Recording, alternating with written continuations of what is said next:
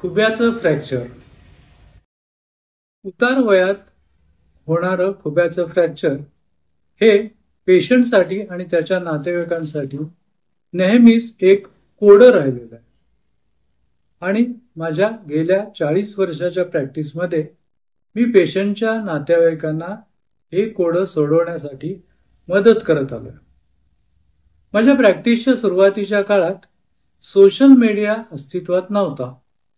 त्यामुळे प्रत्येक पेशंटच्या नातेवाईकाला समोर बसवून हे समजावून सांगायला लागायचं.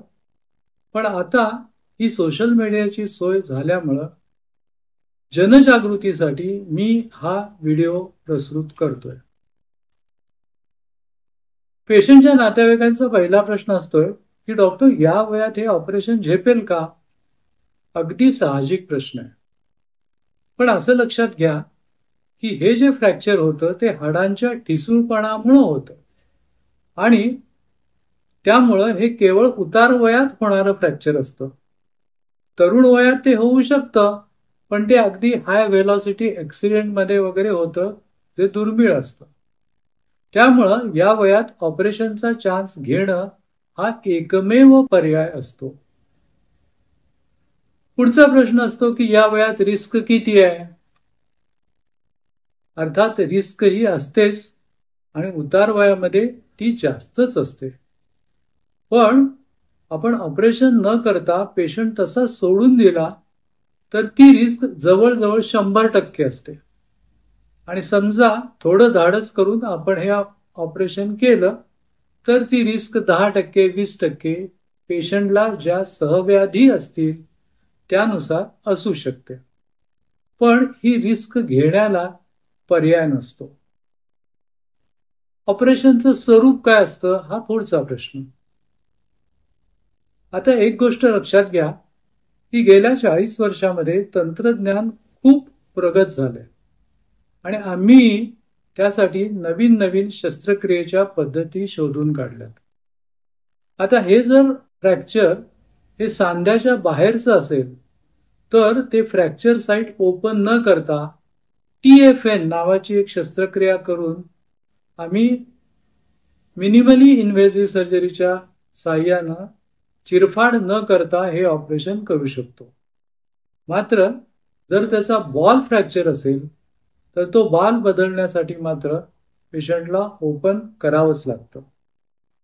पण जसं आमचं शल्यविज्ञान विकसित झालं तसंच भूलच्या डॉक्टरांच्या तंत्रज्ञानात सुद्धा बरीच प्रगती झालेली आहे आणि सर्जरीमधला जो सुरक्षितता निर्देशांक असतो किंवा सेफ्टी फॅक्टर असतो तो खूपच वाढला. कारण नातेवाईकांचा असाही प्रश्न असतो की डॉक्टर हे सोडून दिलं तर काय होणार? तुम्हाला गंमत म्हणून सांगतो की आम्ही जेव्हा शिकत होतो ऑर्थोपेडिक्स त्यावेळेला आमच्या पुस्तकातच एक वाक्य होतं की this is the beginning of the end. ही शेवटाची सुरुवात आहे.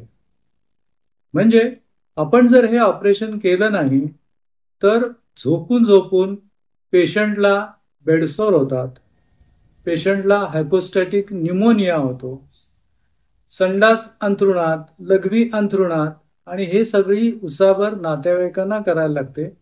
त्यामुळं केवळ पेशंटच नाही तर ते अवघं कुटुंबच दुखणग्रस्त होऊ शकतं. त्यामुळं थोडीशी धाडस करून थोडीशी रिस्क घेऊन हे ऑपरेशन करणं गरजेचं असतं.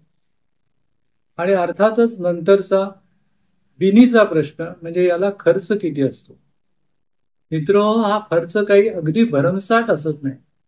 किंबहुना आपण तुलनात्मक विचार केला तर आत्ता काही खर्च न करता पेशंटला तसंच ठेवलं तर त्याची नर्सिंग केअर घेणं, त्याची एअर मॅट्रेस, त्याच्यासाठी कमोड चेअर, त्याला अंथरुणात वारंवार वळवणारा माणूस, त्याला मधून मधून होणारे युरिनरी इन्फेक्शनचे उपचार आणि बेडसोरचे ड्रेसिंग या सगळ्या गोष्टींवर इतका खर्च होतो की त्या मानानं शस्त्रक्रियेचा खर्च हा नक्कीच कमी असतो.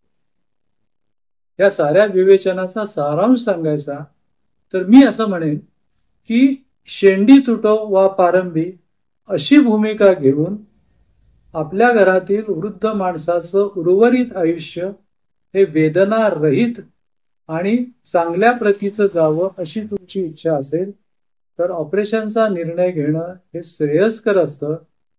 अगदी खूपच रिस्क असेल आणि 100% अपयशाची शक्यता असेल तर डॉक्टरच तुम्हाला सांगतील की हे ऑपरेशन नका करू, पण ते तपासण्यानंतर ठरवून ते प्रामाणिकपणानं तुम्हाला सल्ला देईल. धन्यवाद.